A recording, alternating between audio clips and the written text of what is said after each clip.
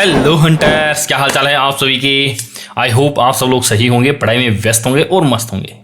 आज के इस वीडियो के अंदर हम लोग देखने वाले हैं महाराणा कुंभा की उपाधियों के बारे में। ठीक है जी। अब आप सोचोगे सर ये अचानक से आपने हिस्ट्री का टॉपिक क्यों चुना, क्योंकि हम लोग तो जो है करंट जीके को या अदर और सब्जेक्ट को देखते हैं, लेकिन हिस्ट्री के जो है वो टॉपिक को हम लोग अभी जो है थोड़ा कम टच करते हैं। इस टॉपिक को जो है आज इसलिए मैंने चुना है क्योंकि अभी 2-3 दिन पहले एक एग्जाम हुआ था जिसका नाम क्या था दोस्तों, जिसका नाम था वनपाल का एग्जाम, जिसका क्या नाम था वनपाल परीक्षा। और उसके अंदर एक क्वेश्चन आया था और तब मेरे दिमाग में ये चीज आई और मैंने आपको पहले बोला था कि ये वनपाल वाला जो पेपर हुआ है ना, इसके अंदर जितने भी क्वेश्चन आए हैं ना, उनमें से अपन चीजें निकालेंगे एक और उसके ऊपर पूरा डिटेल वाला वीडियो बनाएंगे। क्योंकि देखो क्वेश्चन रिपीट तो होते ही हैं, आपको भी पता है, हमको भी पता है। अभी मतलब 2-3 क्वेश्चन इसके अंदर भी रिपीट हुए थे, देखो मेरे को भी याद नहीं आ रहे हैं, अदरवाइज मैं आपको बताता वो। ठीक है जी। अच्छा, मेवाड़ के किस शासक को 32 किलों के निर्माण और संगीत राज की रचना के लिए जाना जाता है और जिनके बारे में यह भी माना जाता है कि उन्हें गीत गोविंद पर एक टीका लिखी थी। समझ में आई बात। सबसे उपयुक्त विकल्प क्या होगा, इसका हो जाएगा महाराणा कुंभा। हम सबको पता है, मतलब सबको तो नहीं पता होगा लेकिन मैक्सिमम बच्चों को यह पता है। पहली बात तो ये। दूसरी बात, हाँ मेरे को याद आ गया वो क्वेश्चन जो मैं बता रहा था ना आपको। देखो क्वेश्चन कौन सा था वो, 1857 की क्रांति का जो कालक्रम था ना, वहां से क्वेश्चन रिपीट हुआ था। वापस ये भी रिपीट हो सकता है, कोई बड़ी बात नहीं है। क्वेश्चन तो वापस रिपीट होते ही रहते हैं क्योंकि देखो महाराणा कुंभा जो है ना, मेवाड़ के जितने भी राजा थे वो अपने युद्धों के लिए और जो सैन्य जो उनके घटनाक्रम हुए थे, सैनिकों से संबंधित जितने भी सेना के अभियान थे, उनसे रिलेटेड क्वेश्चन जो है ना मेवाड़ के राजवंशों के अंदर बढ़ चढ़ करके आते हैं। लेकिन एक ऐसा राजा है, वो कौन है, वो है महाराणा कुंभा, जिसको लेकर के जो है उनके युद्ध या जो आक्रमण या जो युद्ध वगैरह होते हैं ना, उनसे कम क्वेश्चन आते हैं। उनके क्वेश्चन अदर चीजों से आते हैं, जैसे उनकी उपाधियों की बहुत सारी उपाधियां हैं। ठीक है जी। यहां पर यदि आप देखोगे तो देखो गीत गोविंद, ये एक टीका लिखी थी। संगीत राज की रचना के लिए जाना जाता है, तो ये उनकी रचनाओं के नाम आ गए यहां पर, है ना। जो महाराणा कुंभा थे, इनसे रिलेटेड जो उपाधियां हैं ना इनकी, उनसे रिलेटेड भी एक क्वेश्चन आ सकता है। बहुत सारी उपाधियां हैं, जितने भी जो राजा हुए ना, मुझे नहीं लगता है कि इनसे ज्यादा किसी भी राजा के पास में उपाधियां रही होगी। कितनी उपाधियां हैं देखो, ये 21 तो मैं ढूंढ करके लेके आया हूं। याद करना बिल्कुल ईजी है। महाराजा धीराज, अभिनव भट्टाचार्य, हिंदू सुल्तान, धीमान, वीणा वादन प्रवीणेन, परम भागवत, नरपति, अश्वपति, गजपति, राव राय, राणे राय, राय रायन, राणा रासो, आदि वराह, नंदीश्वर अवतार, हाल गुरु, चाप गुरु, राजगुरु, दान गुरु, छाप गुरु, परम गुरु। इतनी उपाधियां हैं तो याद करना बेहद इजी है। उपाधियों में थोड़ा कंफ्यूजन हो जाता है, तो यहां से क्वेश्चन आ सकता है। पहले तो अपन इन सारी की सारी उपाधियों को देखेंगे, फिर इनके द्वारा ये जो रचनाएं की गई है ना, गीत गोविंद हो गया, संगीत राज हो गया, इसके अलावा और जितनी भी है, उन सबको शॉर्ट ट्रिक के माध्यम से देख लेने वाले हैं। बहुत ही इजी है, मजा आ जाएगा। ये वीडियो एंड होते होते आपको ये सारी की सारी याद हो जाएंगी। देखो शुरुआत कर देते हैं सबसे पहले महाराजा धीराज। ये तो इजी सी है। पहली तो क्या है, ये तो आपको जो है वो इजी वे में याद हो जाएगी, महाराजा धीराज, यानी राजाओं के भी राजा महाराजा धीराज। समझाओ आप मेरी बात, समझ गए ना। तो ये तो है इजी। अब इसके बाद में अपन बढ़ते हैं आगे की ओर। महाराणा कुंभा जो है ना, उनके नाम के अंदर से कुंभ को पकड़ना आप। कुंभ का मेला भरता है ना अपने उत्तर प्रदेश के अंदर, वहां से एक छोटी सी स्टोरी उठाएंगे अपन और फिर उससे सारे के सारे जो इनकी उपाधियां हैं वो याद हो जाएगी। कुंभ के मेले को याद करो आप। ये देखो ये रहा कुंभ का मेला। सीन देखो आप, सीन को फील करो। देखो इधर से क्या है, इधर से ये नदी बह रही है, उसके पास में ही ये कुंभ का मेला भरा हुआ है। यहाँ पर कुछ लोग क्या कर रहे हैं, वीणा का वादन कर रहे हैं, है ना, वीणा बजा रहे हैं। यहाँ पर बैठ करके एक भागवत की कथा की जा रही है। ये जो कोई भी है कथावाचक है, ये भागवत कथा कर रहा है। सामने जितने भी हिंदू बैठे हुए बिल्कुल एकदम मतलब सीना तान के बैठे हुए हैं। ठीक है जी। कितने सालों से जो है मुगलों ने हमारे ऊपर आक्रमण किया, उसके बावजूद भी आज भी जो है ना कुंभ का मेला भरता है। ये नहीं छोड़ा है हमने, और भी बहुत सारी चीजें नहीं छोड़ी है, लेकिन कुंभ के मेले को यदि देखोगे ना आप, तो ये कुंभ का मेला जो है वो आज भी भरता है। आज भी कुंभ का मेला भरता है और उसके अंदर हिंदू क्या करते हैं, हिंदू सर तान के जाते हैं। हिंदू सर तान के जो है उस मेले में जाते हैं। साथ ही साथ में वहां पर धीमी गति से क्या करते हैं, वीणा बजाते हुए भागवत का प्रचार करते हैं, भागवत कथा करते हैं। धीमी गति से म्यूजिक बजता है। वीणा का जो म्यूजिक है वो बहुत ज़्यादा हार्ड तो नहीं होता है ना, धीमा म्यूजिक बजता है, साथ साथ में भागवत होता है। तो यहाँ से आपको महाराणा कुंभा की 5 जो उनकी उपाधियां हैं वो याद हो जाएगी। देखो अभी भी भरता है कुंभ का मेला, तो अभिनव भट्टाचार्य, हिंदू सरतान, के जाते हैं तो हिंदू सुल्तान हो जाएगा। धीमी धीमी से हो जाएगा धीमान, इनकी उपाधि थी ये। वीणा से क्या हो जाएगा, वीणा वादन प्रवीणेन, वीणा बजाने में माहिर थे महाराणा कुंभा।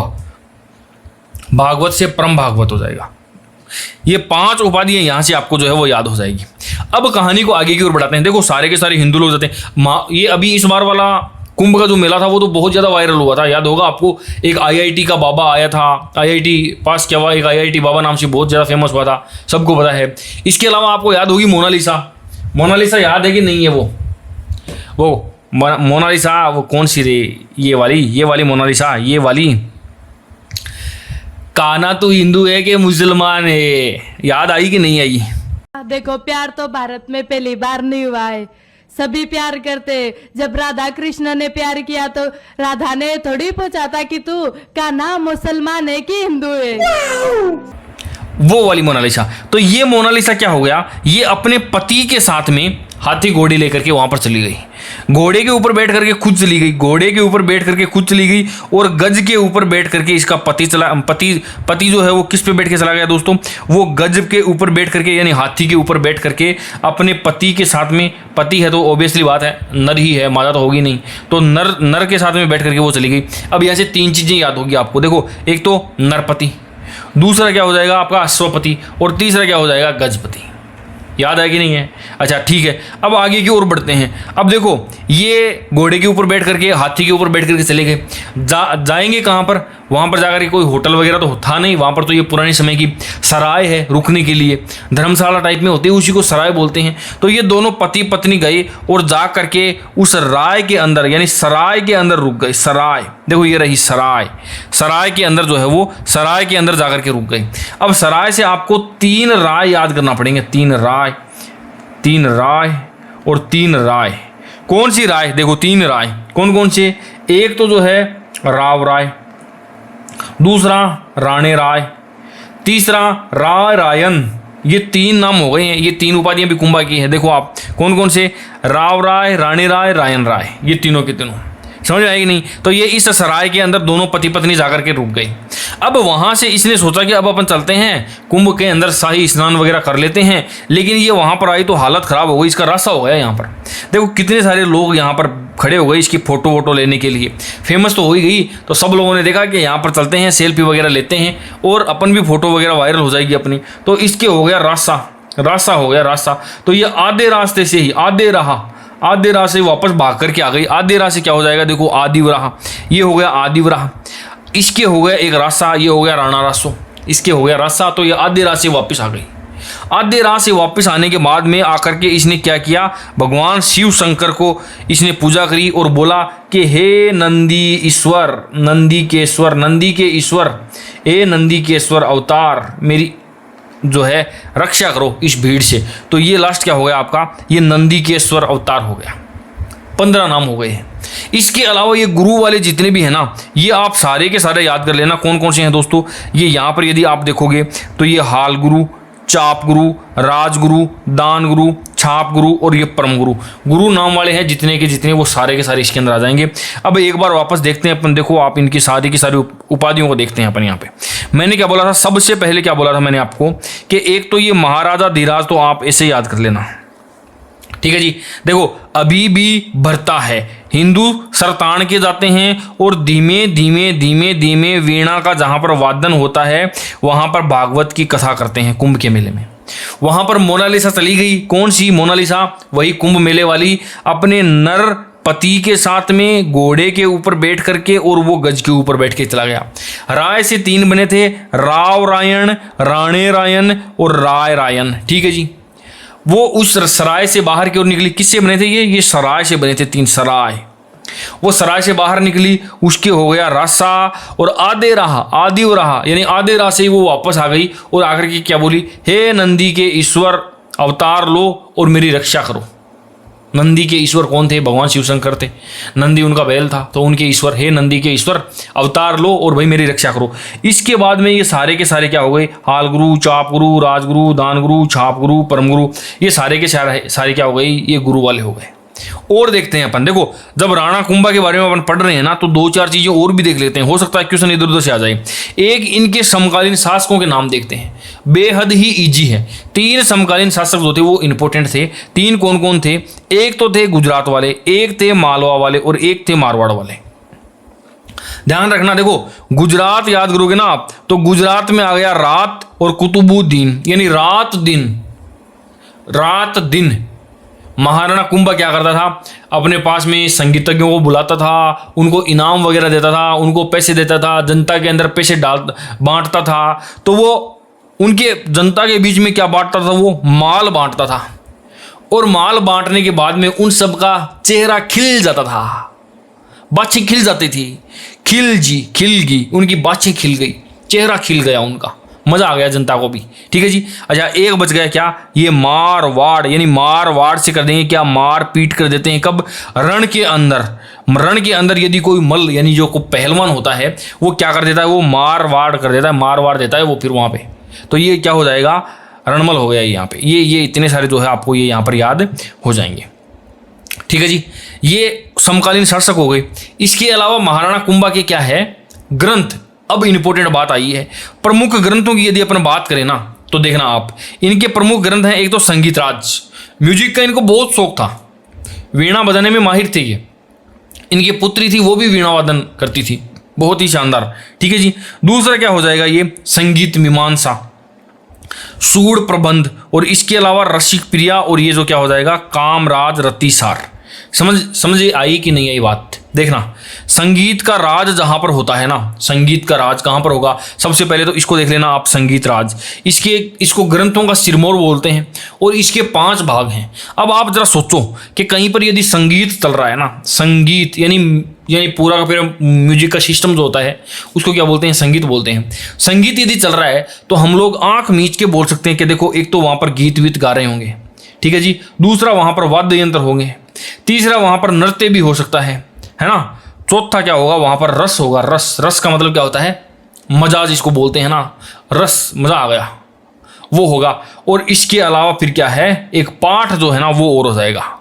ठीक है, ये पांचों के पांचों क्या हैं? इसके पार्ट हैं। पहला गीत रत्न, देखो गीत, वाद्य रत्न कोश, नृत्य रत्न कोश, रस रत्न कोश, पाठ रत्न कोश, ये सारे के सारे हैं।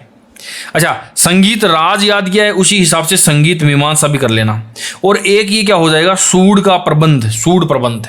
ये 3 है ना, तीन ये क्या हो गए? तीनों के तीनों संगीत से रिलेटेड ग्रंथ हैं, तीनों के तीनों। सूड प्रबंध, संगीत मीमांसा, संगीत राज, संगीत, इनके तो नाम में संगीत आ रहा है तो इजी, अपने को इजी वे में याद हो जाएगा। यहाँ पर ये सूड प्रबंध है, थोड़ा सा ये याद कर लेना। रसिक प्रिया, जब संगीत चलता है तो बढ़िया तरीके से रस आता है, रसिक प्रिया, रस आता है। और रात भर जो है ना वो क्या चलता है दोस्तों? म्यूजिक बजता है सारी रात। देखो सारी रात, तो सारी रात को यदि अपन चेंज करेंगे ना तो क्या हो जाएगा? रतिसार हो जाएगा। देखो ये रहा रतिसार, ये क्या हो जाएगा आपका? रतिसार। यहाँ से जो है वो हो जाएगा, ये रहा रतिसार। सारी रात रस आएगा, रसिक प्रिया, सूड प्रबंध, संगीत मीमांसा और संगीत राज, ये इतने तो हैं। इसके अलावा और भी बहुत सारे ग्रंथ हैं इनके, देखो उनके बारे में बात करते हैं अपन। वाद्य प्रबंध, संगीत रत्नाकार, संगीत सुधा, नवीन गीत, है ना, संगीत क्रम दीपिका, नाटक राज, हरिवार्तिका, चंडी सत्सिका। याद कैसे करोगे?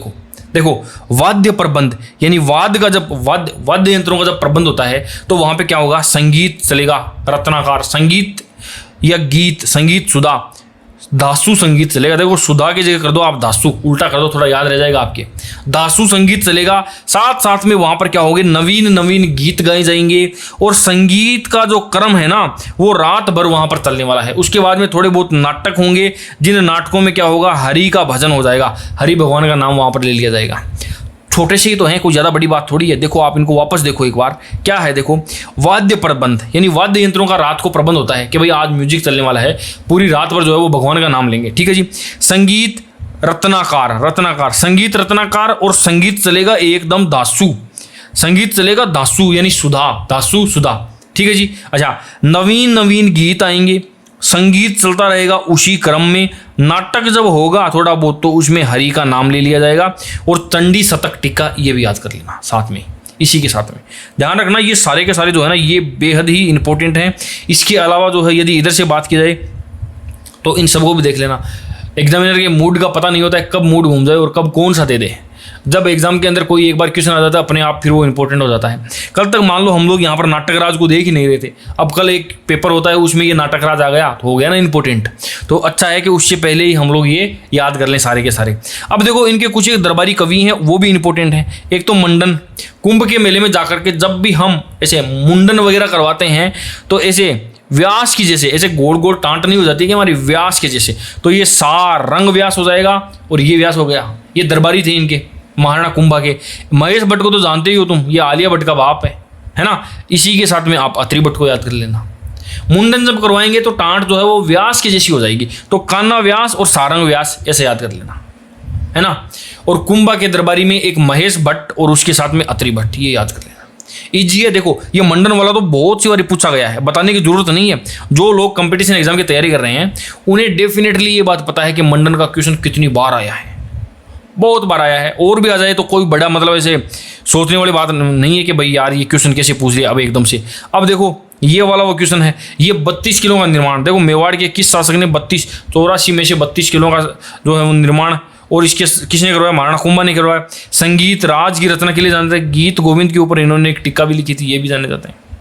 तो ये थे दोस्तों महाराणा कुंभा और उनसे रिलेटेड क्वेश्चन आया हुआ था, इसलिए थोड़ा सी संभावना रहती है। और महाराणा कुंभा, महाराणा सांगा और Maharana Pratap very very important है। कहने की भी ज़रूरत नहीं है मेरे को कि आप सब लोगों को पता है कि मेवाड़ का जो गोहिल राजवंश है या जो क्या बोलते हैं ये राणा राजवंश है, सिसोदिया राजवंश है, उसके अंदर ये 3 राजा सबसे ज़्यादा इंपॉर्टेंट हैं। यहीं से मैक्सिमम क्वेश्चन बनते हैं, ये 3 को पढ़ लो। 60% जो है मेरे हिसाब से मेवाड़ जो है वो आपका इजी वे में हो जाएगा। महाराणा कुंभा इन तीनों में सबसे ज़्यादा इंपॉर्टेंट है।